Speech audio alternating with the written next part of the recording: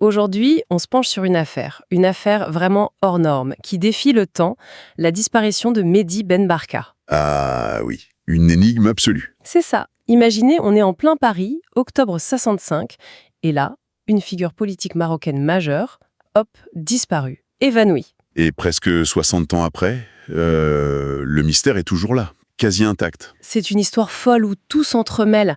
La politique internationale, les services secrets, même le crime organisé.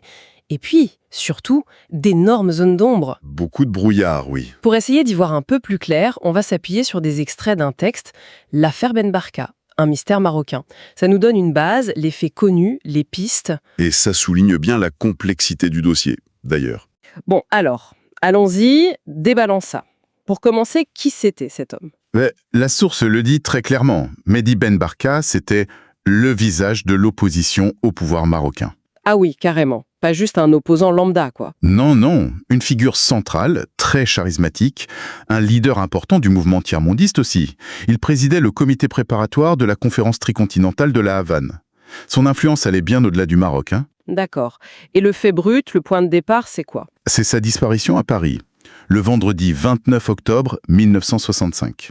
La dernière fois qu'on le voit, c'est devant la brasserie Lippe. Il monte à l'arrière d'une voiture. Et après ça ? Après ça, plus rien de sûr. C'est le grand flou, comme vous disiez. C'est là que ça devient compliqué, j'imagine. C'est exactement ça. La source parle de cette dualité, affaire à la fois simple et terriblement complexe.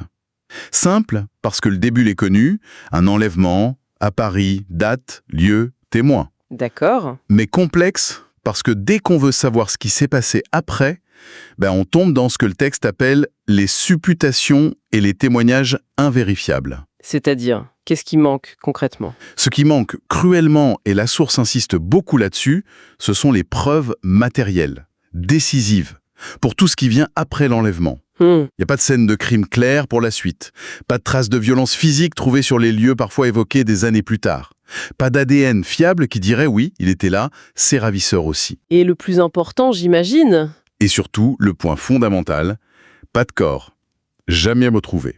Et sans corps, on ne peut pas savoir comment il est mort, quand il est mort, on ne peut pas clore l'affaire, ni judiciairement, ni humainement. On reste dans l'hypothèse. C'est terrible.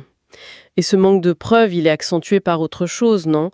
La source parle de la raison d'État. Qu'est-ce que ça veut dire ici ? Ah, la fameuse raison d'État. C'est cette idée souvent utilisée dans les affaires sensibles, qui touchent à la sécurité, aux relations internationales, Oui. que les intérêts supérieurs de l'État, enfin, ce que les dirigeants considèrent comme tels, peuvent passer avant la loi normale, avant la transparence.